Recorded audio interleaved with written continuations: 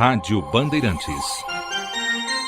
Entrevista a partir de agora com o professor Pedro Calabres, pesquisador do Laboratório de Neurociências Clínicas da Unifesp e diretor da Neurovox. Vai conversar com a gente a partir de agora. Tudo bom, professor? Novamente, boa noite para você e obrigado por aceitar o nosso convite de entrevista aqui na Rádio Bandeirantes. Ótimo, um prazer enorme estar aqui com vocês. Espero que o nosso papo seja bastante produtivo e que o pessoal em casa e nas ruas goste bastante. O Pedro, como a Ana Nery falou, tem um canal no YouTube agora, que é Neurovox, né? O nome do canal? Exatamente. Quantos inscritos já? Feliz notícia de que em coisa de 13 meses de vida já temos mais de 120 mil inscritos. Mais de 120 mil. E um deles eu acho que é a Ana Nery, né? É isso? Sou eu. Boa noite novamente, professora. Só para o nosso ouvinte entender, né? Eu acordo às 4 horas da manhã para arrumar as lancheiras dos meus filhos, né?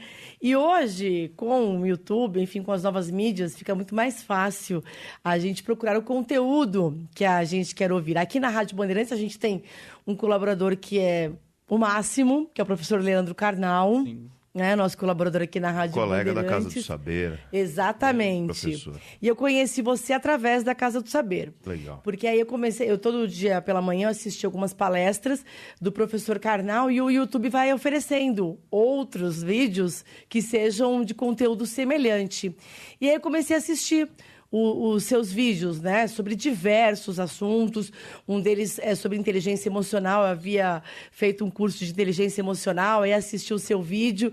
E aí, depois de assistir uns 10, 15 vídeos, eu chamei o Leandro. Falei, Leandro, tem um entrevistado que os ouvintes da Rádio Bandeirantes vão adorar.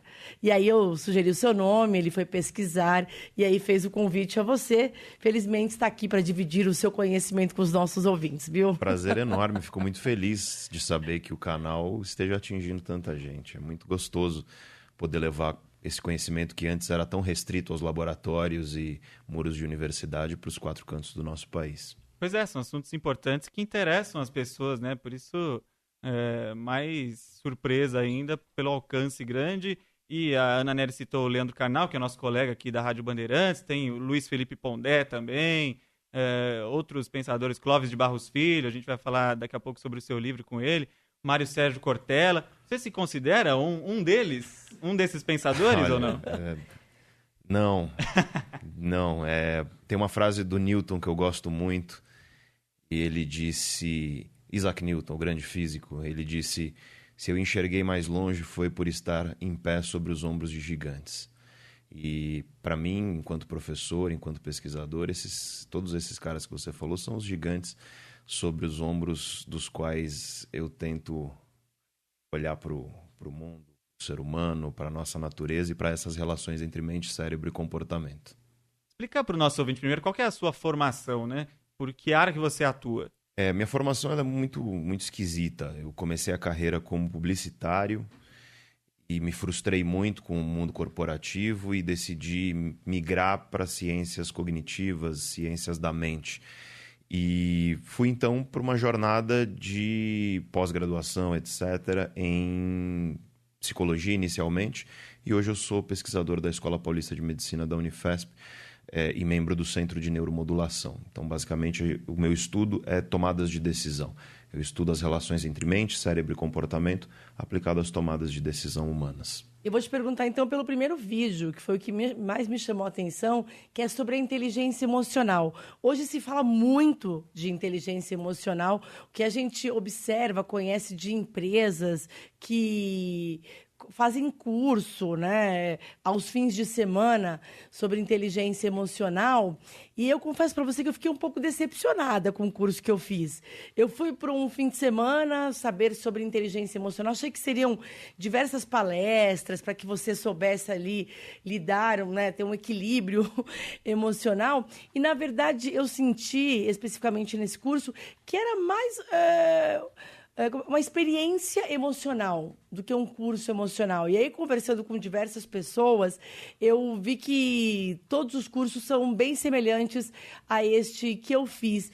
Eu queria que você explicasse um pouquinho como é que você vê a inteligência emocional e se é dessa maneira, com experiências emocionais, que a gente trata dessa inteligência. Bom, nós somos um animal, um ser humano é um bicho, a gente esquece disso. É curioso como quando a gente vai ao zoológico não tem ser humano no zoológico, né? Mas deveria, somos um bicho, afinal de contas. Aliás, enfim, toda uma outra questão aí do que são os zoológicos, se eles devem ou não existir. Mas eu digo isso apenas para que nós entendamos que existe uma natureza dentro de nós que fala, eu diria, não só além, anteriormente à nossa vontade, mas muitas vezes contrária à nossa vontade. Quantos de nós já nos apaixonamos perdidamente por uma pessoa e a gente sabia que aquele relacionamento ia ser péssimo e que o resultado não seria bom? A gente sabia que a pessoa não era uma boa pessoa, mas não conseguimos controlar a paixão. Quantos de nós já explodimos de raiva com pessoas amadas para depois sofrer outra emoção do arrependimento? E tudo isso, claro, ocorre porque nosso cérebro, ele é um cérebro que evoluiu na natureza ao longo de milhões de anos e, obviamente, ele tem estruturas que são estruturas mais primitivas, estruturas que são, a gente chama de evolutivamente antigas, né? Que se desenvolveram ao longo do período evolutivo mais antigamente. E, sem sombra de dúvida, dentre essas estruturas nós temos o que chamamos de emoção. As emoções, elas são processos automáticos, elas são processos largamente inconscientes. Nós tomamos consciência da emoção somente depois que ela já começou a fazer grande parte do seu trabalho. E, por conta disso, falar de inteligência emocional é falar da compreensão do que são essas emoções e do que nós podemos fazer para lidar da melhor forma com elas. Jamais controlar emoções, porque isso é até fisiologicamente impossível. Nosso cérebro não permite que nós controlemos as emoções, tal como, por exemplo, nós controlamos... você pode levantar agora da mesa e andar. Isso está plenamente no teu controle. Isso é plenamente volitivo, nós chamamos. Então, obviamente, a emoção não está dentro dessa categoria de comportamentos volitivos, comportamentos voluntários e intencionais. As emoções acontecem e nós tomamos consciência do seu acontecimento sem grande controle. O que nós vamos controlar é nosso comportamento posterior. Depois que a emoção acontece, o que nós fazemos? E a inteligência emocional vai envolver, então, em primeiro lugar, uma boa compreensão do que são as emoções, de como elas funcionam, de quais são suas características. Em segundo lugar, de como isso tudo tem a ver com você, ou seja, que tipo de pessoa você é emocionalmente. Você é uma pessoa mais explosiva? Você é uma pessoa mais sensível? Você é uma pessoa, às vezes, um pouco mais fria? E com base nesse conhecimento, que é um autoconhecimento no fim das contas, é você adequar seus comportamentos a fim de, no fim das contas, otimizar a tua vida, para que você viva mais feliz, para que você seja mais produtivo, para que você não caia nessas armadilhas que tipicamente nosso cérebro acaba pregando para nós mesmos. Então é uma compreensão que na ciência vem acontecendo desde meados dos anos 80, ganhou grande popularidade em 1995, com a publicação do livro do Daniel Goleman, O Inteligência Emocional, que é um ótimo livro, eu sempre recomendo às pessoas. Mas, como tudo, emoção é uma coisa que chama muito atenção, é muito gostoso ouvir falar de emoção. Se a gente vai falar de amor daqui a pouco, é óbvio que esse é o assunto mais interessante.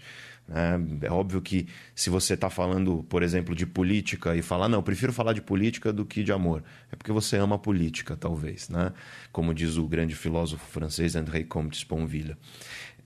E por isso mesmo, por ser um tema muito interessante, acontece que muita gente que não é da área, que não estuda de fato como funciona o cérebro, as relações entre mente, cérebro e comportamento, acabam trabalhando essa questão numa veia até esotérica, às vezes. Exatamente. Acho que eu fiz essa semelhança, assim. É algo mais esotérico. Exato. E a inteligência emocional não tem nada de esotérico. Muito pelo contrário.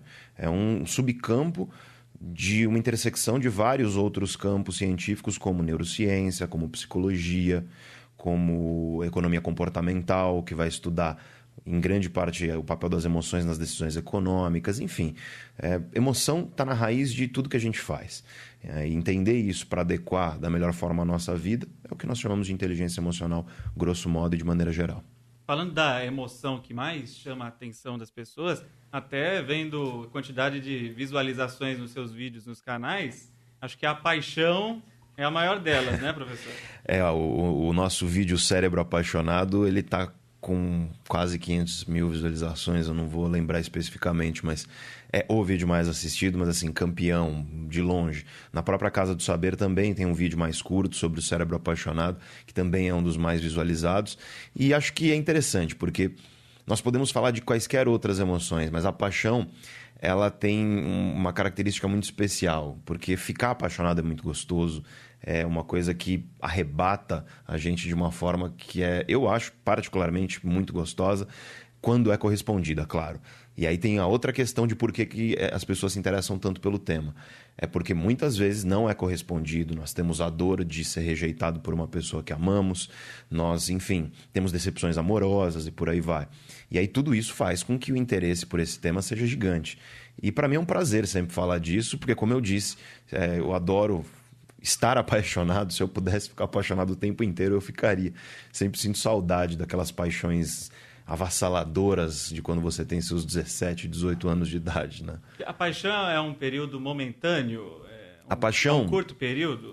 Do ponto de vista do cérebro, a paixão, a gente costuma dizer que ela é um estado de demência temporária com duração máxima de 12 a 24 meses. Demência temporária. Mas essa duração é verdade? De 12 a 24 meses? A gente trabalha em estatística com aquilo que a gente chama de intervalos de confiança, né? Então, 12 a 24 meses, 95% dos casos é seguro dizer que vai durar de 12 a 24 meses. Talvez um pouco menos, talvez um pouco mais. Mas é necessariamente um processo que acaba. E não significa que durante uma relação você não vai ter outros lampejos de paixão. É super possível que isso aconteça, mas serão lampejos, não será como foi inicialmente. A paixão, então a gente diz que é uma emoção e um sentimento que, em primeiro lugar, vai envolver certas características de estresse, curiosamente. Você tem um aumento de hormônios corticoides no teu corpo quando você está apaixonado, e os corticoides são associados a respostas a estímulos estressantes. E quando você está apaixonado, sua pupila dilata, você fica sem fome, que é típico de um processo de estresse. Mas será que é por isso que eu estou sem fome esses dias? Olha só. Pode ser. Tomara. Se for, é motivo de alegria. Além disso... Mudanças físicas mesmo, né? Não, claro. É legal de falar. É interessante perceber que a mente, que a gente chama de mente, ela não existe flutuando no éter, em algum plano existencial fora deste, que é o mundo onde nós vivemos. A mente, a vida psicológica, é uma manifestação do cérebro. A gente costuma dizer que a mente é o que o cérebro faz. A mente não é o cérebro, mas ela é resultado do seu funcionamento. E como a paixão é, obviamente, um processo psicológico, afetivo e também cognitivo, então nós temos que o cérebro ele vai ter suas alterações conforme você está apaixonado, deixa de estar e por aí vai. Uma delas é o aumento do estresse, outra delas é recompensa. A paixão ela é hipermotivadora, o que a gente chama de hiperdopaminérgico. Dopamina é um neurotransmissor que, dentre muitas coisas que faz, está associado ao sentimento de recompensa, que é prazer e motivação. A motivação é, por exemplo, você tem muita fome e uma porção de batata frita na sua frente, você come uma batata. O que o teu corpo praticamente te compele a fazer, te comanda a fazer? É pegar outra batata. Esse processo de ser inclinado a fazer mais daquilo que nós estamos fazendo, nós chamamos de motivação. E a paixão é hipermotivacional nesse sentido. Você já deve ter percebido, vocês já devem ter percebido que quando apaixonados você tem vontade de fazer muitas coisas novas, viajar, conhecer lugares, experimentar coisas diferentes e por aí vai. Não só isso, paixão é prazeroso, que é outro elemento da recompensa. O prazer é essa experiência subjetiva e gostosa da paixão. Então, é uma outra alteração que ocorre. Você tem também, durante a paixão, uma queda de um neurotransmissor chamado serotonina.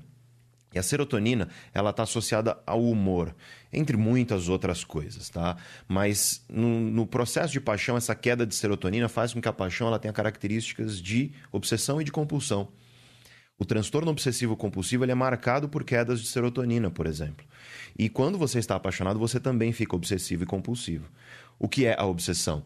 A obsessão é aquela ideia invasiva que você não tem controle, que está o tempo inteiro entrando na tua cabeça. E, obviamente, quando você está apaixonado, você fica pensando na pessoa, você está no banho, no carro, trabalhando, no trânsito, você está sempre pensando na pessoa. E isso é muito característico da obsessão. E a compulsão é, por exemplo, se você é daquelas pessoas que, quando come uma barra de chocolate, não consegue comer um pedacinho só, come ela inteira, isso é o típico comportamento compulsivo. E quando nós estamos apaixonados, nós ficamos também compulsivos, porque quando estamos com a pessoa, nunca existe um momento em que nós dizemos, não, agora chega. né? Não há um momento em que basta estar com a pessoa. Nós queremos sempre mais e mais. E aí a paixão tem essa característica também de compulsão. Além disso, e finalmente, quando você está apaixonado, ocorre uma inibição de estruturas do cérebro que a gente chama de pré-frontais. Que, dentre muitas coisas, as estruturas pré-frontais, elas são responsáveis por pensar sobre o futuro e por frear nossas emoções. E, portanto, quando inibe essa estrutura, tem muita gente me ouvindo aqui que, apesar de nunca ter estudado neurociência, até entende disso porque gosta, por exemplo, de beber a bebida alcoólica. E a bebida alcoólica, ao contrário do que as pessoas pensam, inibe o cérebro. E aí talvez você fique estranhado e diga, mas Pedro, a última coisa que eu fico quando eu bebo é inibido. Não, a Nery fica desinibida mesmo. Não, eu não posso beber, porque eu já sou desinibida, né? Aí fica mais ainda. Isso. Mas é porque a primeira estrutura do seu cérebro que será inibida pelo álcool é pré-frontal. E é ele que pensa sobre o futuro e que freia suas emoções. E, portanto, quando você inibe esse cara, você perde um pouco a capacidade de imaginar as consequências futuras do que você está fazendo agora e também as emoções elas vêm à tona com menos freios. E é por isso que quando a pessoa bebe, ela fica mais impulsiva, manda WhatsApp pro ex-namorado, ex-namorada e se arrepende depois e por aí vai. E na paixão isso acontece também. Então ficar apaixonado é meio como ficar bêbado.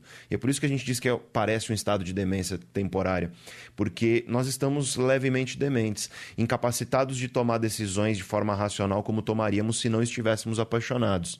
E veja que é por isso que eu costumo recomendar que você nunca tome grandes decisões quando você está apaixonado. Olha, professor, o que tem de ouvinte apaixonada por você aqui, eu saberia que os ouvintes iam gostar da palestra. Mas o que tem de ouvinte nessa situação agora aqui, mandando os beijos, perguntando como se pode casar com você. Olha, depois a gente te manda as mensagens. Mas a Kelly Lima, ela já passou do estado da paixão. Ela pergunta exatamente o contrário. É possível treinar o cérebro para deixar de gostar alguém? Estou falando de paixão platônica. Olha, eu acho que tem pouca coisa tão importante na vida quanto você saber o momento de dar adeus a qualquer coisa. A um emprego que te faz mal e que te angustia e você não aguenta mais. A uma situação na tua vida que está te prejudicando, uma amizade, por exemplo, uma pessoa, aquele amigo que abusa da tua amizade, que explora a tua boa vontade. E, obviamente, com relações, tá? Porque a paixão, como eu disse, apesar de ser hipermotivadora, ela pode gerar muita dor quando não é correspondida, ela pode gerar muita angústia quando você idealiza uma pessoa e você não tem, de fato, essa idealização concretizada. Então, nesse sentido, quando a gente olha para a dor da rejeição, a dor da separação, que a gente chama de dor do coração partido, é curioso que, do ponto de vista do cérebro, as mesmas estruturas que estão associadas na mediação de dores físicas, de quando você quebra a perna, por exemplo, elas também estão associadas às dores do coração. Todo mundo que está me ouvindo e já passou por uma decepção amorosa, já teve um término muito duro de relacionamento, já perdeu no limite uma pessoa amada que faleceu, sabe o quanto é doloroso. E essa dor, ela é uma dor real, ela é uma dor, inclusive, catalisadora, às vezes, de transtornos psiquiátricos, como depressão, por exemplo. E, portanto, é importante que, nesse caso da ouvinte, que talvez esteja idealizando uma pessoa e sofrendo por uma idealização, que saiba dizer adeus. E quando eu digo dizer adeus, é dizer adeus de verdade. Porque tem muita gente que, depois de um término ou uma briga, que findou uma relação, enfim, depois que rompeu uma relação, tem muita gente que fica com pequenos contatos, pequenas conversinhas, pequenos flertes, às vezes, via WhatsApp, ou seja lá o que for. E os estudos mostram que quando você olha uma imagem ou pensa apenas numa pessoa que te machucou emocionalmente, desencadeia dentro de você um processo ansiogênico, de ansiedade, de estresse, e não só isso, você revive um pouco aquela dor emocional que havia sido vivida. Então, é muito importante o adeus ser dado de fato, para que você não fique com pequenos contatos que, na verdade, no fundo, você sabe que estão te fazendo mal. Então, minha recomendação é fazer um autoexame, uma autoanálise, para ver se talvez essa idealização e talvez pequenos contatos com essa pessoa idealizada não estejam tornando tua vida pior. Porque eu acho que se a paixão tem algo de bom, é somente se ela torna a nossa vida melhor. Se for para deixar pior, então é melhor não se apaixonar. Pois é, tem ouvinte até falando sobre paixão, mas no sentido negativo, né? Você falou que adora estar apaixonado, né? Mas o René França Batista de Uberaba, Minas Gerais, fala sobre uma situação e aí pula para a próxima etapa, que é o amor, eu acho, né? Você pode me corrigir. Mas ele fala, paixão eu nunca tive, meu cérebro nunca se apaixonou. Paixão é uma flor roxa que só nasce no coração do trouxa. Tá revoltado, né? Acho que ele tem alguma desilusão, mas enfim. Aí, mas ele fala que paixão gera sofrimento, que o bom é amar. Entre me apaixonar e amar, eu prefiro amar. Quem ama não sofre. Não faz sofrer, não prende, não mata e não morre. Paixão sim. Você concorda com ele? Olha, eu concordo em partes e discordo de algumas coisas.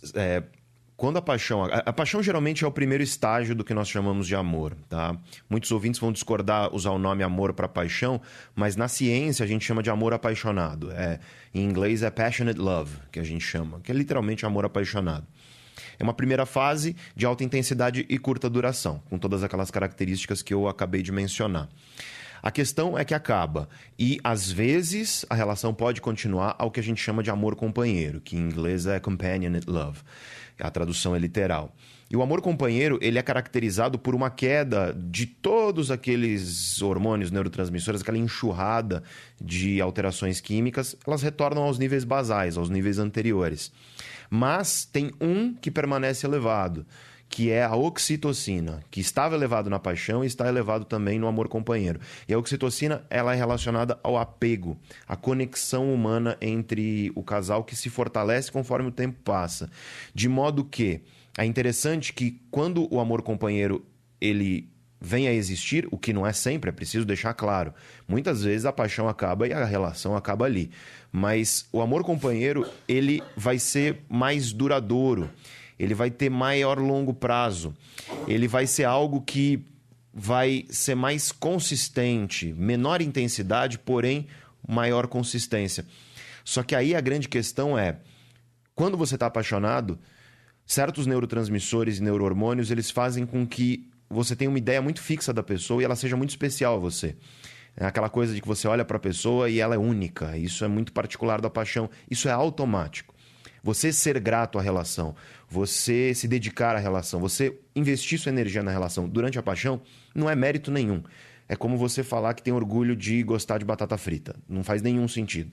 É automático, é fácil isso. Agora, quando o amor companheiro ele entra em jogo, aí passa a ser uma construção.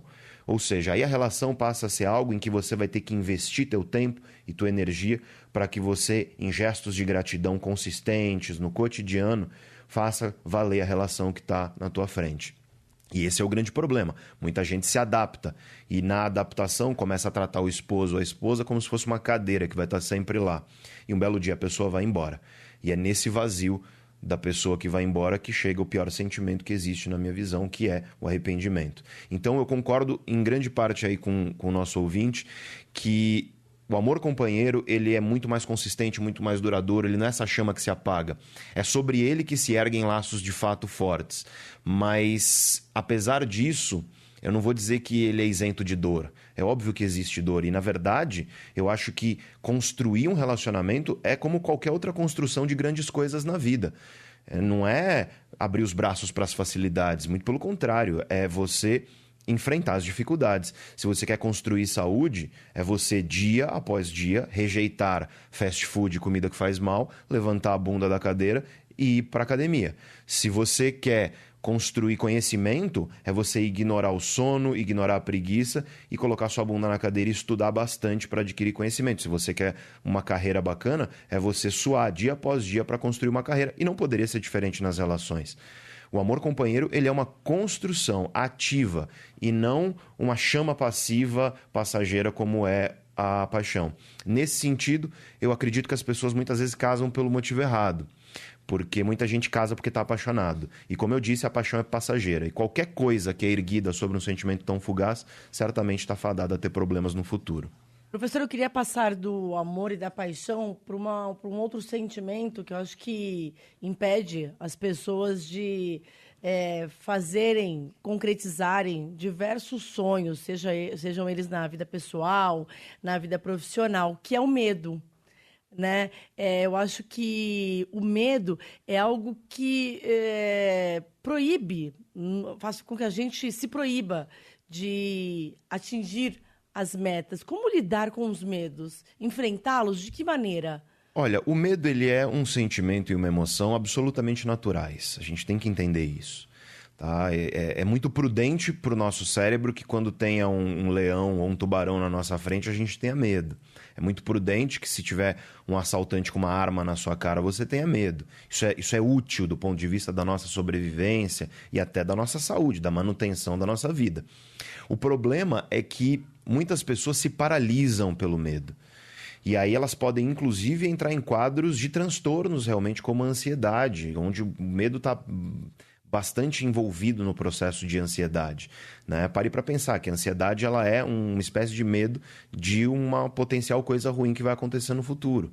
Né? O processo ansiogênico, o processo ansioso, ele é uma antecipação negativa e, portanto, está associado também ao medo. Eu acho que as pessoas muitas vezes têm uma ilusão de segurança quando elas buscam segurança na vida. E muitas vezes o auto-engano das pessoas fazem elas travestir medo de praticidade. Então a pessoa acha que está sendo prática indo para uma carreira que ela acredita que é segura, indo para o emprego que acredita que é seguro, indo para uma relação que ela acredita que é segura, mas na verdade é o medo de arriscar, é o medo de, enfim, talvez fazer uma coisa cujo retorno seja incerto e, portanto, possa haver um fracasso. Mas uma coisa que eu tenho a dizer a todos é que ninguém que construiu qualquer coisa especial na vida, no planeta, na história, o fez aceitando coisas de maneira fácil, indo pelo caminho mais prático e óbvio. Muito pelo contrário. Arriscaram. Arriscar é absolutamente fundamental. E é muito melhor você arriscar agora, tentar, chegar lá na frente, olhar para trás e dizer, bom, mas pelo menos eu tentei, do que você chegar lá na frente, olhar para trás e falar, poxa, como eu queria ter tentado, como eu queria ter podido tentar. Porque de todos os recursos que a gente tem na vida, o tempo é o único que não retorna na mesma moeda. Você investe 10 minutos, 1 hora, não vai retornar em 10 minutos e 1 hora. Pode retornar numa série de outras moedas. Felicidade, orgulho, propósito. Mas o tempo é um investimento é o investimento de um recurso escasso, naturalmente. E percebendo isso, eu acredito que temos sim que arriscar com racionalidade, com prudência, sabendo quais são os riscos e entendendo esses riscos, mas sim devemos arriscar. Não podemos nos deixar paralisar pelo medo, porque sem o risco, eu diria, a vida não tem tempero, a vida não tem graça. E se agora você acredita que nessa ilusão de segurança do que está vivendo, você está seguro, você está tranquilo, está tudo bem, saiba que talvez por não arriscar aquilo que você deseja de fato, no futuro você sofra do arrependimento, que é um sentimento horrível. Esse é o professor Pedro Calabres, pesquisador do Laboratório de Neurociências Clínicas da Unifesp e diretor da Neurovox, falando com a gente sobre diversos assuntos aqui no Bandeirantes Acontece. Um deles que a gente pode começar a tratar agora é a mudança de hábito, justamente nesse sentido profissional, até porque é uma pergunta que vem do nosso ouvinte, o José Carlos Jamaica. Ele falou que a paixão é a futilidade. Vamos falar um pouco sobre mudança de hábitos para ter êxito profissional? Ele fala aqui. Como é que a gente pode mudar os hábitos, então, nesse sentido? Porque é uma grande dificuldade das pessoas, né? Como você falou, a gente tende a ser cômodo, né? Sem sombra de dúvida. Se existe uma regra na natureza, é a lei do mínimo esforço. Energia é um recurso raro na natureza. E, portanto, todos os animais que evoluíram naturalmente na natureza, eles preservam energia quando podem. E mudança significa gastar energia. Mudança significa, como eu disse, arriscar. Mudança significa sofrer.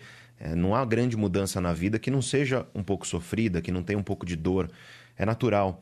E eu costumo perguntar para as pessoas, o que é mais fácil mudar? Uma crença ou um comportamento? Eu ia dizer exatamente isso. Esse seu vídeo é muito forte. Você até faz exemplifica com a história de chegar em casa e sentar. Sim. Né? E pedir a pizza. Foi uma história muito pessoal minha essa. Eu pergunto às pessoas, então, o que é mais fácil mudar? Uma crença ou um comportamento? E a maioria das pessoas responde comportamento. Exato. Na lata. É muito interessante, porque parece para as pessoas que crença é uma coisa enraizada, dura, difícil. Mas aí eu te pergunto em seguida, o que é mais fácil? Você começar a dieta hoje à noite, agora, domingo? Ou você crer piamente que vai começar amanhã, segunda-feira? Já, claro, já vim comendo um bolo, eu tenho certeza que vou começar amanhã. E aí Absoluta. você percebe quanto que a gente muda crenças com facilidade. A gente muda crenças para quê? Para se manter no lugar onde a gente já estava, no lugar comum, no conforto, na chamada zona de conforto. E isso é um problema gigante.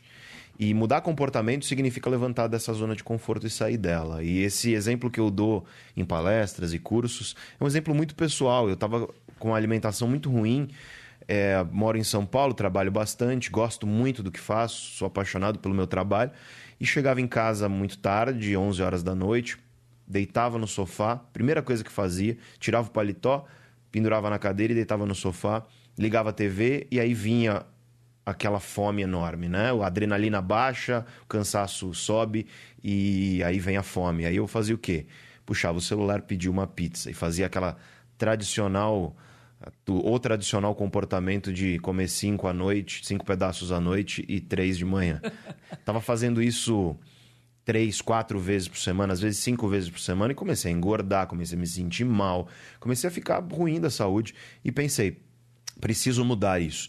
E a primeira coisa é levantar e fazer. Então, acho que um dos maiores erros das pessoas que desejam mudar seus comportamentos é esperar a vontade chegar para só então fazer alguma coisa. Então, você espera a vontade de ir para academia para ir para academia, você está ferrado. Porque você não vai ter vontade de ir para academia, você vai ter vontade de ficar sentado no sofá assistindo novela, né? Assistindo seriado e por aí vai. Esperar a vontade de estudar uma matéria chata, você não vai ter. Né? Esperar a vontade... É interessante perceber que, como eu havia dito, nada grandioso na vida é construído com você indo de acordo com as suas vontades. Muito pelo contrário. Né? As relações, como a gente falou, quantos já não tiveram vontade de largar a mão e ir embora? Quantas noites você não tem preocupado com teu filho, por exemplo, e que você quer que aquilo acabe logo e tua vontade é que aquilo passe logo, mas você está lá lutando contra a tua vontade para fazer o melhor possível como pai, como marido, como esposa e por aí vai. No trabalho é a mesma coisa. Quanta gente não acorda com vontade de não ir trabalhar e levanta e vai. E eu diria que deveríamos adotar essa postura para tudo na vida. Se você quer mudar algo, não espera a vontade chegar. Levanta da cadeira e dá um passo, que seja curto, mais firme, mas mude. E o que ajuda a mudar um hábito, por exemplo, como esse meu hábito de comer besteira, sem sombra de dúvida, é você entender como os hábitos funcionam. Os hábitos, eles, longe de ser algo ruim, hábito é incrível, porque faz com que a gente faça de maneira automática uma coisa que um dia tomou tempo e energia. Perfeito exemplo disso é quem já dirige há alguns anos. No começo, você tinha quase uma diarreia toda vez que ia dirigir, porque tinha que prestar atenção em tudo, quase tinha um AVC, né, de nervoso. Tinha que prestar atenção no retrovisor, no câmbio, no freio, na embreagem e tudo mais. 5 anos depois de direção, você faz automático. Habituou. O problema é quando a gente habitua a coisas que nos prejudicam. Eu estava habituado a algo que me prejudicava, que era comer pizza. O hábito, todo hábito, ele vai ter 3 dimensões, 3 elementos essenciais. O mais conhecido das pessoas, obviamente, é a rotina, é aquilo que você faz. No meu caso, chegar em casa, deitar no sofá, bater a fome e pedir a pizza. Só que, além disso, todo hábito tem uma recompensa. Ele traz algo de recompensador. No caso da minha pizza, era evidente. A pizza é rápida, barata, ela é gostosa, ela dá 0 trabalho. Então, a recompensa é bastante óbvia. Mas o que as pessoas não sabem é que os hábitos eles têm também o que nós chamamos de gatilho. E o gatilho é a circunstância, a situação que te leva ao hábito. No meu caso, eu comecei a pensar na minha rotina. Bom, chego do trabalho, tem como mudar isso? Não, preciso chegar do trabalho. Tiro o paletó, deito no sofá. E aí eu percebi que ao deitar no sofá, quando aquele cansaço de um dia de trabalho vinha, acabou ali a chance de eu comer alguma coisa saudável. E o que eu faço hoje não porque é domingo, né? Hoje a gente merece comer uma besteirinha. Mas diariamente o que eu faço, cotidianamente o que eu faço, é chegar na minha casa, eu nem deito no sofá, eu vou direto para a cozinha, abro a geladeira onde já tem, geralmente legumes, salada, alguma comida saudável semi-preparada que eu possa fazer no micro-ondas ou esquentar rapidamente na frigideira. Eu preparo a minha comida saudável, eu nem sento nesse período, eu fico em pé. Com o prato de comida saudável eu vou para a sala e aí eu deito no sofá em frente à TV. E nesse momento eu bloqueei aquele gatilho que estava me levando à rotina prejudicial. Então o que eu recomendo aí aos nossos ouvintes é: pensa em qual é o gatilho, a circunstância, a situação que está te levando a esse hábito negativo. Muitas vezes é a proximidade da tentação. Com comida é típico. O cara quer parar de tomar cerveja? Cara, não tenha cerveja na sua geladeira. Talvez seja uma das melhores coisas. Quer parar de comer chocolate? Não tenha chocolate ao seu alcance. Isso costuma ser, eu diria, o mínimo necessário para que você mude hábitos nessa esfera.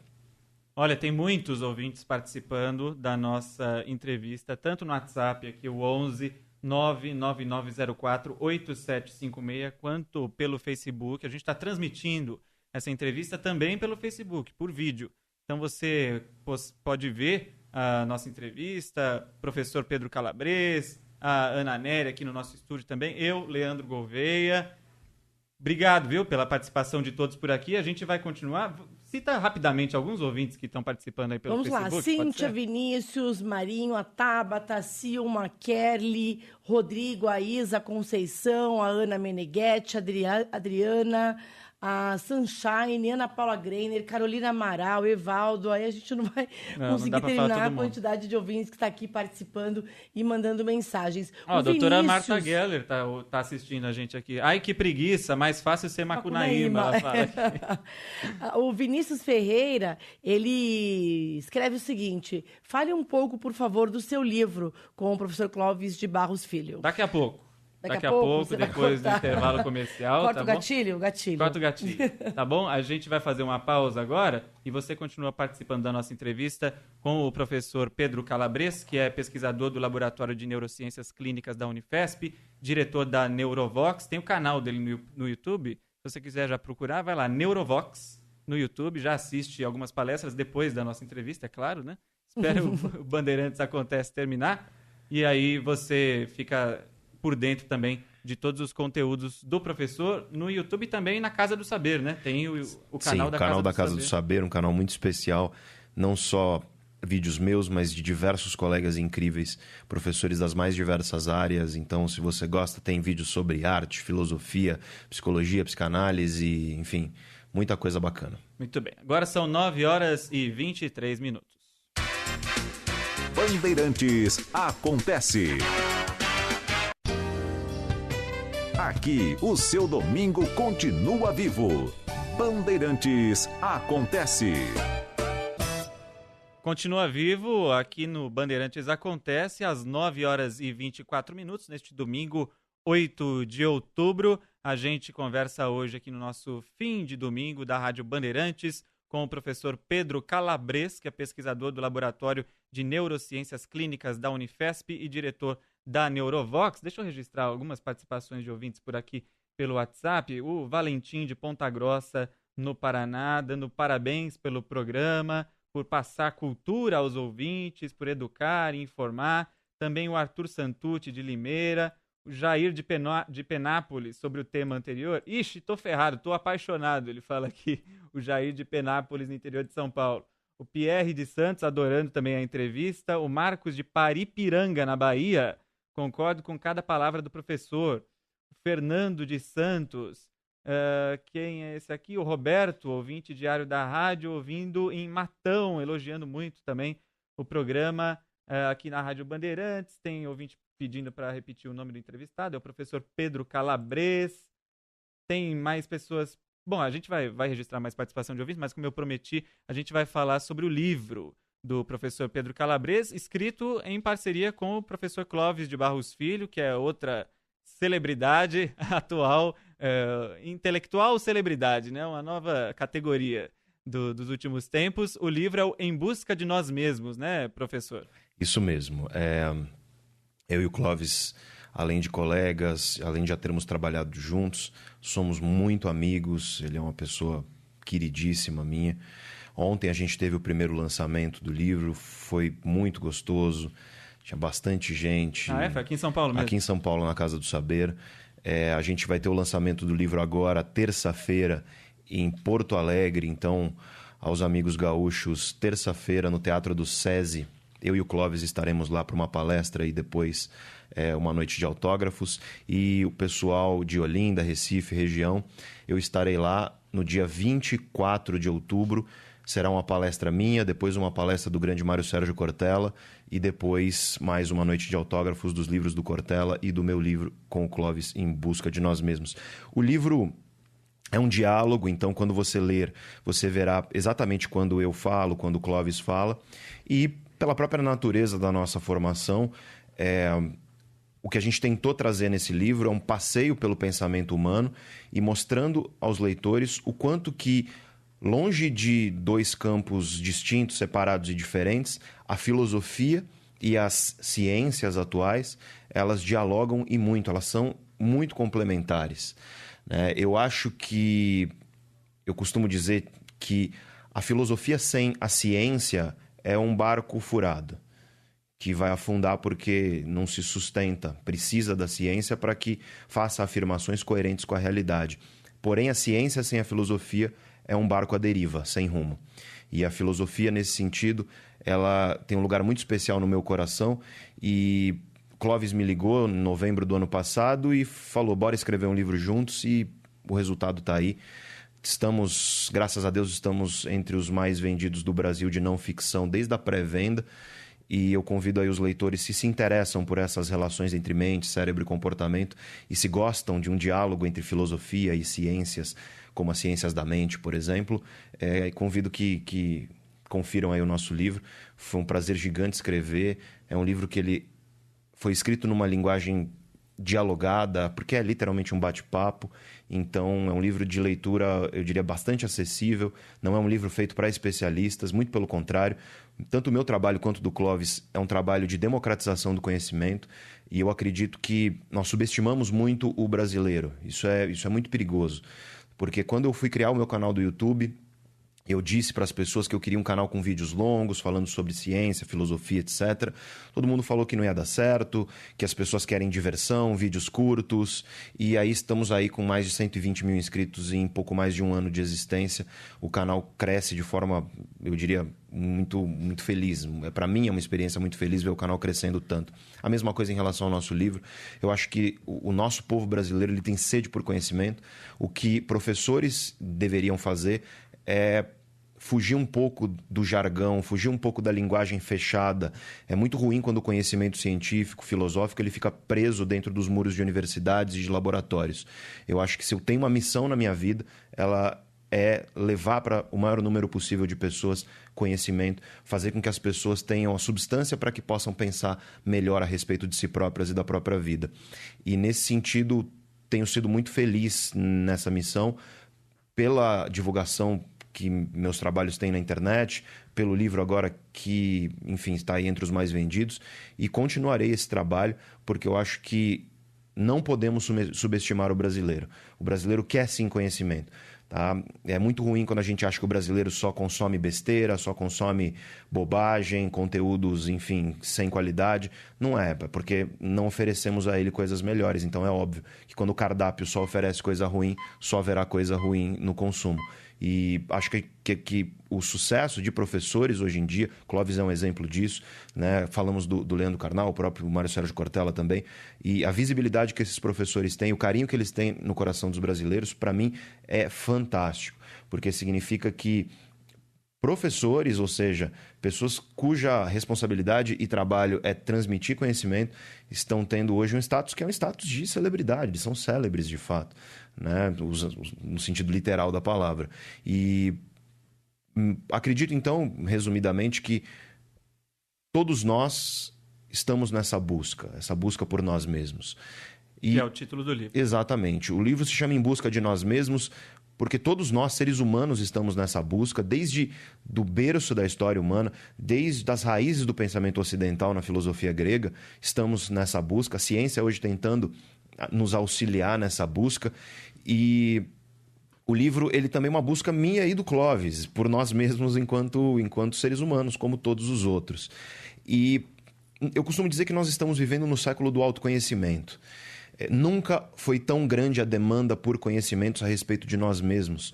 Se você parar para observar, parece anedota, parece besteira, mas As pessoas adoram preencher aqueles questionáriozinhos de Facebook que vão te dizer qual princesa da Disney você é, qual personagem de Game of Thrones você é e por aí vai. As redes sociais impulsionam isso. Sem sombra de dúvida, mas perceba que isso é um sintoma de pessoas que estão em busca de si mesmas, que querem se encontrar, que querem que alguém lhes diga quem são. Quem se parece. O que está acontecendo dentro de mim? O que me move? Por que eu sinto o que sinto? Por que sou do jeito que sou? E nossa tentativa no livro foi falar sobre uma diversidade enorme de temas. Então a gente fala sobre poder, sobre amor, a gente fala sobre felicidade, sobre o que é o mundo, a gente fala sobre um pouco da história do conhecimento, desde a Grécia Antiga e dos grandes mitos gregos e o que esses mitos têm a dizer a respeito da natureza humana, até perspectivas mais científicas contemporâneas. Falamos do paradoxo, da insignificância do ser humano. E somos insignificantes. Se você parar para pensar em um universo que tem bilhões de galáxias e centenas de bilhões de estrelas como a nossa, e tem um planetinha azul que por acaso tem vida, e essa vida é ao mesmo tempo insignificante, mas também especial, se vocês pararem para pensar, porque de todos os animais que conhecemos na natureza, nós somos o único que consegue refletir profundamente a respeito da nossa própria existência.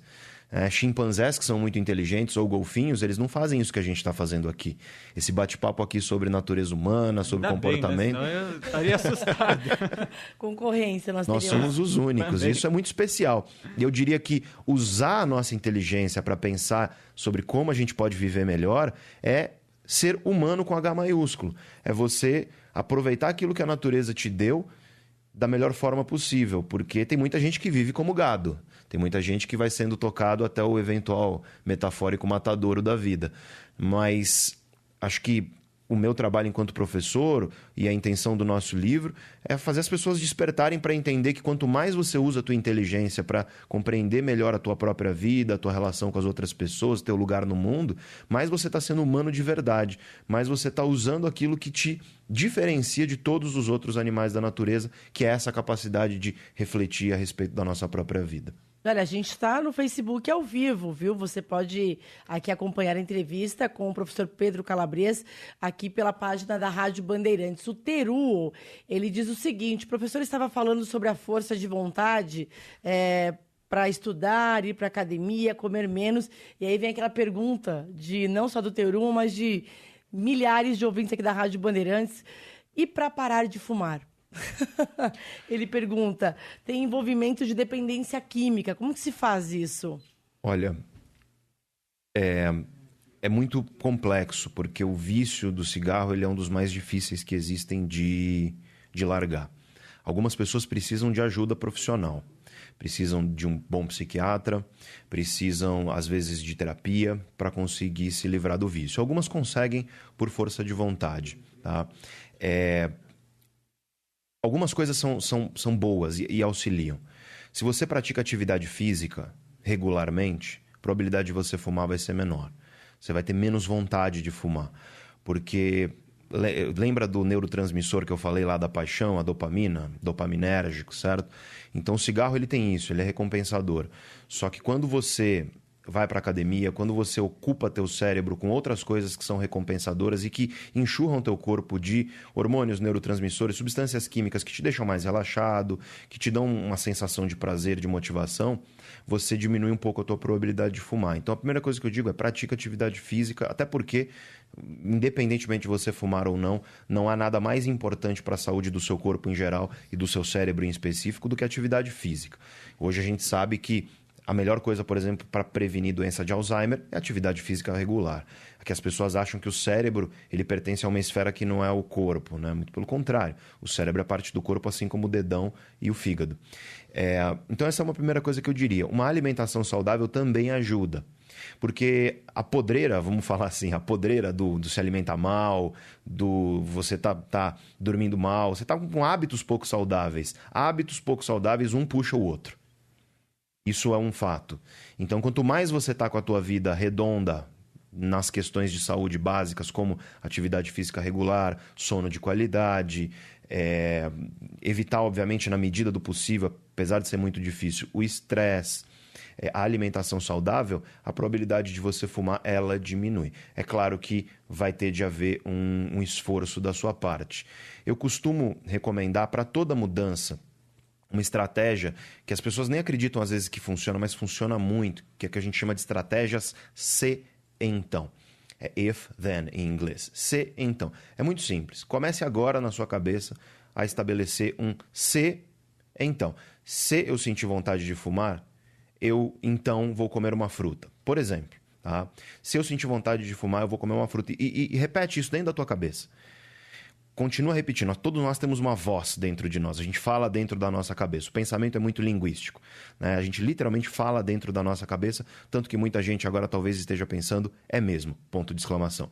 Então, nós falamos dentro da nossa cabeça. E repita, então, dentro da sua cabeça. Se eu tiver vontade de fumar, então eu irei comer uma fruta. Esse é um exemplo. Tá? Quando você sentir vontade de fumar, tem uma fruta ao seu alcance, coma a fruta, em vez de fumar. Tá? Eu tenho um amigo que ele parou de fumar comendo aquela cenourinha, sabe? Baby carrot, pequenininha. Ele estabeleceu uma estratégia. Se eu sentir vontade de fumar, então eu vou comer uma cenoura. Não fumava cenoura, não, né? Não, comia. Ele só comia. Não, comia mesmo. Né? Porque senão ia ser esquisito. E funcionou. Ele conseguiu. Não foi rápido, não foi fácil, mas é o que eu digo. Mudança de comportamento, ela não é... Você não atira um hábito pela janela. Você tira ele da casa um degrau por vez. É assim que funciona. Então, você vai diminuir o número de cigarros progressivamente, até que você vai chegar um momento em que você vai conseguir parar. Se, mesmo com estratégias que você desenvolveu aí sozinho, você não está conseguindo, eu recomendo a busca de uma ajuda profissional, um profissional de saúde mental, um psiquiatra e possivelmente também um psicólogo, um terapeuta, porque o vício no cigarro, ele está entre as piores coisas que nós podemos fazer. Ele aumenta, por exemplo, o risco de Alzheimer, né? Pouca gente sabe disso, mas o cigarro ele prejudica o cérebro. Então ele vai aumentar consideravelmente o teu risco de doenças do cérebro, como por exemplo a doença de Alzheimer. Professor, o que faz o ser humano feliz, hein? É uma pergunta bem simples agora, dá para responder em 30 segundos. Olha, não pode fazer propaganda de supermercado, né? O que faz você feliz, professor? A felicidade, ela é o tema, para mim, mais importante. Enquanto o amor é o mais interessante, a felicidade, para mim, é o mais importante. Porque, como disse Aristóteles, todas as coisas miram a felicidade. Não acertam, com certeza, mas miram, pelo menos. E, do ponto de vista científico, um elemento muito importante para entender felicidade é compreender que quando a gente olha para o espelho e enxerga que a gente é um eu, somente um eu, a gente está equivocado. Eu sou o Pedro. É você o Leandro, você a Ana. Não está certo. Do ponto de vista psicológico, o que os estudos mostram é que nós temos dois eus. Nós temos duas dimensões psicológicas dentro de nós. Nós temos um eu que eu chamo de eu projetivo, que, como o próprio nome diz, ele projeta para fora do agora. Então ele está olhando para o passado, para o que já foi, e olhando para o futuro. E nós temos um outro eu que a gente chama de eu experiencial. E o que esse eu faz é pensar no que está acontecendo instantaneamente, agora. Na verdade, não é nem pensar, é viver de fato, é experienciar o presente. Os estudos mostram que o eu experiencial ele tem uma duração máxima de 3 segundos. Então ele é super presente e imediato. E por que a gente faz essa distinção entre dois eus?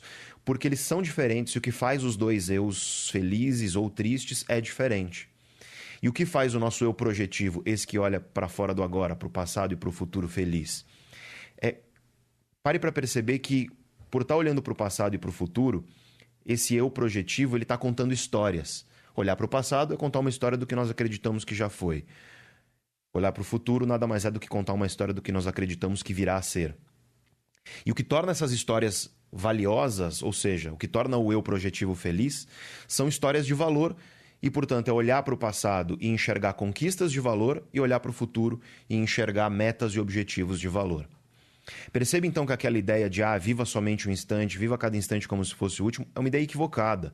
É um pouco delirante até. O nosso cérebro, ele tem mecanismos de memória que olham para o que já aconteceu e mecanismos de planejamento que olham para o futuro. E a gente não pode negar isso. A gente não pode ignorar algo que faz parte do funcionamento natural do cérebro. Ao mesmo tempo, as pessoas dizem, dinheiro não traz felicidade. Depende. Dinheiro pode sim trazer felicidade, porque dinheiro pode ser... As conquistas materiais, por exemplo, podem ser algo de que você se orgulha. Você olha para o passado e se orgulha das suas conquistas materiais. Isso te traz valor. Isso traz felicidade para o seu eu projetivo. E, aliás, dinheiro, a gente sabe que tem 2 jeitos muito especiais de gastar o dinheiro, onde você tem incrementos de felicidade duradouros e consideráveis. O primeiro é, em vez de comprar coisas, você comprar experiências. O perfeito exemplo disso é viajar. A viagem é uma experiência. Quanto mais essa experiência envolver pessoas amadas, pessoas queridas, fortalecer laços com pessoas queridas, melhor. Por isso que viagem é um perfeito exemplo de um investimento para a tua felicidade que é muito duradouro, diferente de um sapato ou de um celular. E um outro jeito de gastar dinheiro que traz incremento bom para a felicidade duradouro é você gastar teu dinheiro para ajudar outras pessoas. Tá? Todo mundo que está me ouvindo e faz algum tipo de atividade filantrópica conhece o prazer que aquilo dá. E não é um prazer corriqueiro, é uma plenitude de fato, é um propósito muito grande para a vida. Então esse é o nosso eu projetivo. E onde está o problema? É você acreditar que esse é o único eu que você tem. E a nossa sociedade é perita em prometer felicidade para o nosso eu projetivo.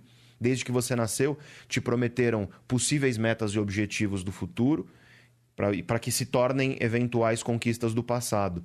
Então, para muita gente, é você nascer, entrar na escola, tirar nota boa, passar do ensino médio, passar no vestibular, entrar na faculdade, conseguir um estágio, terminar a faculdade, ser efetivado no estágio, depois crescer na carreira, conhecer um grande amor, casar, ter filho, carro próprio, casa própria, e ver teu filho crescer e ter independência, e por aí vai.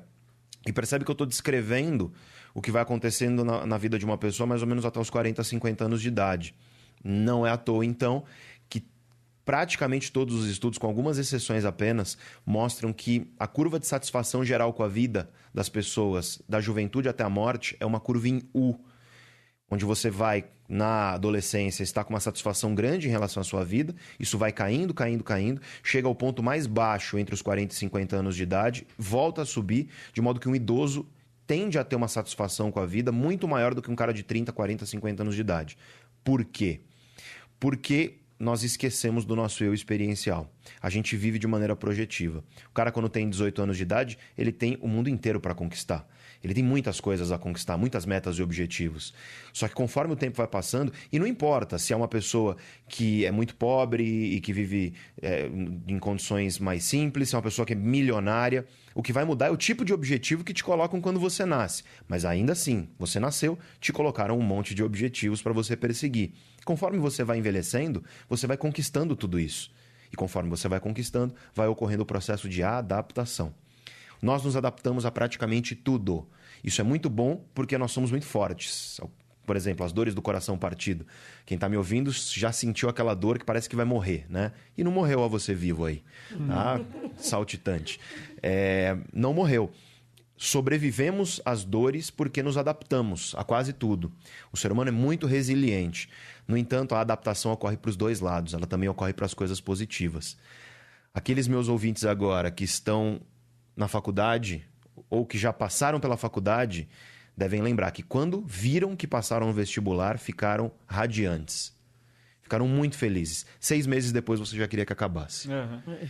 E costuma ser assim, você adapta. E o que vai acontecendo é, conforme você vai envelhecendo, você vai adaptando. E conforme você vai adaptando, vai diminuindo o número de novas coisas possíveis que você tem para conquistar no futuro. Teu eu projetivo, ele vai reduzindo o que ele tem para buscar a felicidade. Com 40, 50 anos de idade, você meio que já conquistou tudo que você imaginava que ia conquistar, aquilo que você não conquistou e viu que não vai conseguir, você se adaptou e percebeu que não vai conseguir, e portanto você entra numa crise que a gente chama de crise da meia-idade, que existe, é documentada. Entre os 40 e 50 anos de idade é a idade onde você tem maior probabilidade de depressão, inclusive, que é um transtorno neuropsiquiátrico. E tudo isso é interessante porque explica essa metade da curva. Por que lá nos 40, 50 anos de idade os níveis de satisfação com a vida são os níveis mais baixos? Agora vem uma outra questão. Por que começa a subir a curva depois dos 50 anos de idade? E por que um idoso, então, é tão mais satisfeito com a vida do que é um jovem dos seus 30, 40 anos de idade? E a resposta é: as pessoas descobrem nesse momento que elas têm um eu experiencial. E o que faz o eu experiencial feliz? Esse que vive o agora. É muito simples, mas apesar de simples é muito difícil. É você estar aqui, agora, pensando no que está na tua frente. É você estar aqui com a cabeça aqui. É você não estar aqui pensando em outra coisa, com a mente vagueando, com a mente divagando por outros lugares. Um estudo muito importante, muito grande, da Universidade de Harvard, de 2010, ele demonstra de maneira clara que se você está aqui pensando em outra coisa, se você está no trabalho pensando nas férias, tem gente, eu brinco, tem gente que acorda já deitada. A pessoa acorda e de manhã cedinho ela nem colocou o pé no chão ainda e ela já está pensando em voltar para a cama. Né? O primeiro objetivo dela ao abrir os olhos é voltar para a cama. Isso é uma vida muito ruim, porque você não está nem na cama, no sono gostoso, na tranquilidade, e você não está nem no trabalho, você não está em lugar nenhum. Você está num limbo de angústia, um marasmo de angústias. E o nosso eu experiencial, o que torna o nosso eu experiencial feliz é você estar aqui, mergulhado na experiência onde você está.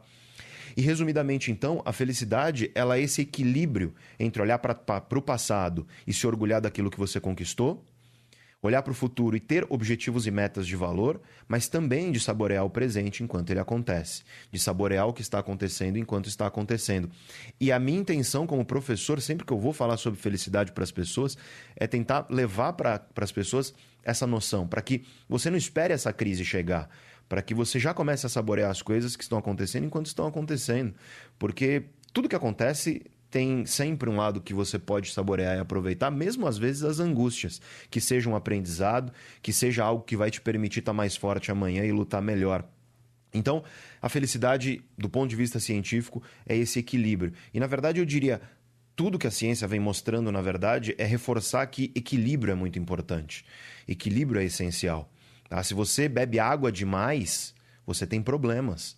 Você pode morrer, overdose de água, literalmente. Tá? Se você vai para a academia e fica muito tempo, exagero, é péssimo. Só que se você não bebe água e se você também não pratica atividade física, isso também é fatal, literalmente. Então, equilíbrio é muito importante, com a felicidade não podia ser diferente. É buscar esse equilíbrio entre passado, presente e futuro é o que permite as pessoas viverem uma vida com um pouco mais de bem-estar, uma vida que vale um pouco mais a pena. Esse é o professor Pedro Calabres, pesquisador do Laboratório de Neurociências Clínicas da Unifesp. Aliás, se quiser beber mais água falando nisso, fica à vontade aí, tá? Molhar a garganta, que está falando bastante hoje. A gente está chegando, é claro, ao fim da entrevista, porque o professor não pode ficar aqui o dia inteiro, mas o senhor fala também sobre a qualidade das relações, né, para a gente alcançar a felicidade da pessoa. Só tem uma variável que faz feliz tanto o eu experiencial quanto o eu projetivo. É a única documentada cientificamente, qualidade das nossas relações. Aliás, se eu tivesse que isolar uma variável e dizer, investe nessa, é nela que a gente tem que investir. E no fim das contas, as pessoas são o céu e o inferno da nossa vida. Se você parar agora para pensar nos momentos mais felizes que você já teve, eu tenho certeza que a variável ser humano estava lá. Um outro importante, um alguém importante ou alguns importantes na tua vida. Pessoas queridas, amadas e por aí vai. Da mesma forma, tenho certeza que se eu pedir para você lembrar das piores dores que você já teve na vida, dos momentos mais difíceis, também a variável humana vai estar lá. Também, às vezes, as decepções que a gente tem, amizades amorosas, o trabalho. Todo mundo sabe, é um chefe ruim para acabar com a tua vida profissional. É um clima de trabalho que é construído, às vezes, por pessoas. Tem aquelas pessoas que parecem o Cascão, que anda com aquela nuvem na cabeça, né? Tem gente que para conseguir se sentir grande precisa diminuir você. Aquela pessoa que parece que suga a tua energia. Né? Pessoas que te invejam, pessoas que, enfim, não conseguem lidar com o fato de você ser diferente e por isso precisam te enfiar numa caixinha. Eu sofri muito isso, eu era muito jovem quando comecei a dar aula, aí te colocam na caixinha, você é moleque. Aí depois que você envelhece, te colocam na outra caixinha, você é velho. Se você é mulher, te colocam na caixinha de ser mulher. Se você é isso ou aquilo. Ou seja, vão ter sempre gente querendo te colocar nas caixinhas para te diminuir, para facilitar um pouco o conforto de si próprio, diminuindo aquilo que você é. E esse tipo de canalha é o que a gente tem que eliminar da nossa vida. É o tipo de gente que eu costumo dizer que, a não ser, é claro, que a pessoa precise de ajuda, que esteja passando por um processo depressivo, etc., que aí são outros 500, é outra história. Mas é que tem gente que é sangue ruim mesmo. Tem aquela pessoa que minha avó chamava de roedor de corda, né? Aquela pessoa que te passa a rasteira. Só que se tem uma coisa que a vida me ensinou é que para cada rasteira que eu levo, eu levanto com uma voadora. Nossa. Eu acho que a gente tem que fazer isso. As quedas têm que nos ensinar muito. E sem sombra de dúvida, o que nos ajuda a levantar das quedas, o que nos ajuda a ser felizes, o que nos ajuda a valorizar a vida, o que nos ajuda a olhar para trás, para o passado e sentir carinho pelo que já passou, a olhar para o futuro e sentir empolgação e sentir aquela antecipação positiva do que vai acontecer no futuro. E, claro, saborear o presente e aproveitar o que está acontecendo é você ter pessoas incríveis perto de você. É rodear-se de pessoas especiais e incríveis. Mas, infelizmente, nós vivemos sob uma terrível ilusão de imortalidade. E eu costumo dizer isso em todo lugar que eu vou. As pessoas chegam para você no seu aniversário e dizem: parabéns, mais um ano de vida. Tá errado. É um ano a menos. Você pode virar e falar: não, professor, mas é um ano a mais vivido. E aí eu te pergunto: a mais? Perceba o termo mais. Ele está somando aonde esse ano vivido? Na memória. E a memória, por definição, é algo que já passou, algo que está morto, só está vivo na tua lembrança presente. E, portanto, do ponto de vista mais, eu diria, frio, mais direto, é um dia a menos a cada dia que passa. Um dia mais próximo da morte. E aí você fala: nossa, o cara vai terminar a entrevista do jeito mais macabro que eu já vi na minha vida, né? Não desliguem o rádio, Mas eu não acho bem. isso triste. Eu acho triste você chegar lá na frente, olhar para trás e se arrepender por não ter tentado, por não ter arriscado, por não ter vivido. Nas relações isso é fatal. Quanta gente não tem lá a pessoa importante, amada da tua vida, ao teu alcance, e se adapta e começa a tratar a pessoa como se ela fosse sempre estar lá, e um belo dia a pessoa vai embora. Seja por vontade própria, afinal de contas, uma pessoa que não é valorizada por muito tempo, uma hora levanta e vai embora. Ou, às vezes, por força da natureza. É a única verdade que nós sabemos como absoluta é que iremos morrer e que as pessoas que estão ao nosso redor também. E nesse vazio, repito, é nesse vazio deixado pelas pessoas que vão embora que vem o arrependimento. E o arrependido é sempre um esperançoso, do pior tipo possível de esperança, que é do verbo esperar. Porque o arrependido esperou a hora certa, esperou a vontade de chegar, por exemplo, esperou o momento certo, enfim, esperou em vez de agir, em vez de levantar da cadeira e fazer alguma coisa. Uma cena que eu sou pesquisador na Escola Paulista de Medicina, que é um hospital, e tenho muitos amigos que são médicos no hospital, e uma cena que você vê frequentemente dentro de hospitais é um jovem dos seus 30, 40 anos de idade que vai ao hospital porque o pai teve um AVC, um acidente vascular cerebral, por exemplo. E esse jovem, ele está esperando na sala de espera notícias, desesperado. O médico chega com as imagens do cérebro e diz: olha, infelizmente o caso do seu pai é irreversível. Não há o que nós possamos fazer. E nessa hora você vê um cara de 40 anos de idade chorar como uma criança. E ele fala: doutor, mas eu não falo com meu pai há 20 anos porque a gente brigou. E agora, infelizmente, não há mais o que ele possa fazer. Mas o pai dele estava lá 20 anos ao alcance de um telefonema, ao alcance de um pedido de desculpas. E infelizmente nós nos adaptamos e paramos de valorizar aquilo que está na nossa frente. E a gente não pode cair nessa armadilha, porque eu tenho certeza que se a gente... Claro, podemos acreditar que haverá uma vida depois dessa, perfeitamente. Mas todos devem concordar que esta aqui que nós estamos vivendo é única. Que esta experiência aqui não vai ter de novo. E, portanto, eu acredito fielmente que se a gente tivesse a consciência de que um dia a gente vai morrer, se todos os dias a gente pensasse que um dia a gente vai morrer, que um dia a gente vai fechar o olho e essa experiência aqui ela não vai se repetir, ela não vai existir mais, eu acho que a gente abandonaria toda a mesquinharia e a pequenez que invadem a vida humana, que infectam a vida humana. Você não... Consciente da tua própria mortalidade, você não brigaria no trânsito, você não ficaria bravo por causa de um risco no seu carro, você não se apegaria a coisas pequenas e insignificantes nas suas relações. Você não ficaria com aquelas picuinhas pequenas no teu ambiente de trabalho em vez de aproveitar as oportunidades que te são dadas.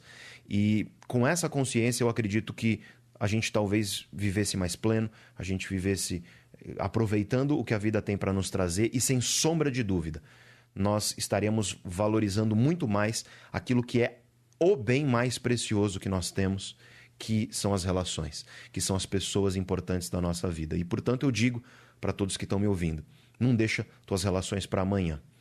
Tuas relações estão agora. A pessoa que você ama, ela está agora viva no mundo e por conta, às vezes, de uma briga besta, por conta, às vezes, de uma desavença pequena, as pessoas ficam anos sem se falar. Então, você está literalmente jogando no lixo o maior patrimônio da tua felicidade, que é o ser humano importante para você, que são as pessoas queridas e amadas da sua vida. Não faça isso, não caia nessa ilusão de imortalidade, porque ela, eu acredito, é uma das piores armadilhas que o nosso cérebro pode pregar para nós mesmos. É essa adaptação que nós temos que faz com que a gente pare de valorizar aquilo que tem maior valor na nossa vida.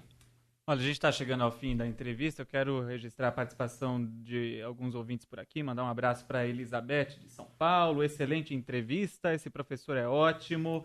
O Anísio da Penha pergunta se o seu livro também está disponível em audiolivro. Não temos ainda disponível em audiolivro e também não temos ainda em formato digital. É que ele é super recente. Se quiser me convidar, eu gravo o livro, tá? Já estou disponível aqui. Maravilha, já temos um narrador, então. Pronto. Então, ainda não, o livro é o Em Busca de Nós Mesmos, de Pedro Calabres, que está conversando com a gente, e Clóvis de Barros Filho, já nas livrarias. O Sebastião e a Leila estão ouvindo a gente em Caraguatatuba, está assistindo também o vídeo, né? Pessoal aí no litoral. O Antônio Teixeira, de Bragança Paulista, programa fantástico. A Odélia Vido, sempre muito boas as entrevistas. O Flávio Piagentini, ouvinte cativo, muito interessante a entrevista, parece-me uma evolução da psicologia, ele diz aqui. O Adão de Atibaia, a minha felicidade é ouvir o programa, sempre com boas entrevistas, olha aí. São as felicidades momentâneas, né? Porque vai acabar à meia-noite, viu, Adão? Mas continua ouvindo a gente. O Paulo, tem muita gente participando. Marcelo, da cidade de Santos. Uma última perguntinha aí, Ana Nery, para a gente encerrar a nossa entrevista. Temos sim, eu vou só registrar aqui, a Marjorie Pereira diz que maravilha ouvir tudo isso de um homem da ciência. E aí a gente finaliza então com a pergunta aqui da Noêmia Farias, perguntando o seguinte: como passar tudo isso para os nossos filhos? Olha, a criação dos filhos. Essa é uma pergunta essencial, eu diria, né? Porque a educação, as pessoas, e o Cortella fala isso muito bem, hoje em dia a gente tem muitos pais delegando a educação a nós, professores, etc. Mas a educação, ela começa dentro do lar. Ela começa com aquilo que pais, ou enfim, com que os cuidadores primários daquela criança trazem para ela de conhecimento. E, portanto, o que não falta hoje no mundo é conhecimento de qualidade. Você consegue assistir do teu computador e do teu celular a aulas nas melhores universidades do país e do mundo. E, portanto, cabe, eu imagino, aos pais incentivarem os seus filhos a enxergar o encanto que a ciência e a filosofia podem trazer. E o trabalho de professores que já falamos aqui, Cortella, Clóvis, o trabalho que eu venho tentando fazer e invisto tanta energia em fazer é esse, é um trabalho de traduzir o encanto que a ciência e o conhecimento científico pode nos trazer. Porque ele me encanta, esse que é o ponto. Não sei se transparece no que faço quando falo aqui com vocês, mas eu sou apaixonado pelo que eu faço porque eu amo conhecer mais. Eu tenho um grande amor pelo conhecimento, um grande amor por expandir a minha cabeça e amanhã saber que eu vou conhecer um pouquinho mais do mundo do que eu conheço hoje. E eu acho que pais têm que incentivar seus filhos a enxergar esse encanto. E hoje nós temos sujeitos fantásticos no mundo. A série Cosmos, maravilhosa, incrível, que é com o Neil deGrasse Tyson, grande Neil deGrasse Tyson. Eu nunca esqueço quando eu estava num show, eu gosto muito de Pink Floyd, e eu fui ao show do David Gilmour, que é o grande guitarrista e vocalista do Pink Floyd, em 2015. E lá no meio daquelas 60 mil pessoas, eu olhei para trás e via as pessoas cantando em uníssono junto com ele. E aí naquele momento, deu um estalo na minha cabeça que foi: nada puramente racional é capaz de mover as pessoas dessa forma. E é óbvio, nada é tão emocional quanto a música. A música, ela tem esse poder de evocar emoções como pouca coisa. E o ponto é, a ciência, ela tem que encantar as pessoas. A gente não quer que as pessoas olhem para a ciência meramente por questões matemáticas, estatísticas, racionais. Não. Os maiores cientistas são aqueles que são apaixonados pela expansão das suas mentes, por fazer mais e melhor com o recurso intelectual que tem. E é esse encantamento que a gente precisa passar às pessoas. Eu acho que é isso talvez que falte na educação. Enquanto a educação ela se torna algo xoxo, sem graça, sem paixão, que não transmite o possível encantamento que o conhecimento pode trazer para a vida das pessoas, não abrilhantam a vida das pessoas de maneira afetiva e emocional, então é óbvio, você não vai ter crianças que se encantam pelo conhecimento, pela ciência, pela filosofia. E o trabalho de nós professores, eu acredito, é trazer para a sala de aula, trazer para as nossas falas, livros, etc., esse encantamento. E o trabalho dos pais é, obviamente, mostrar essas janelas que existem já, que estão aí, está na tua mão, na internet. Nunca houve tanto conhecimento, nunca houve tanta possibilidade de encantamento com ciência, filosofia e por aí vai. Então, apresente isso ao seu filho, mostre a ele como isso é relevante e importante. E uma coisa eu posso te dizer, dos nossos 120 e tantos mil inscritos no nosso canal no YouTube, que cresce a cada mês, tem gente de todas as idades e tem muita gente que comenta coisas como: nossa, eu não sabia que a ciência podia ser algo tão encantador.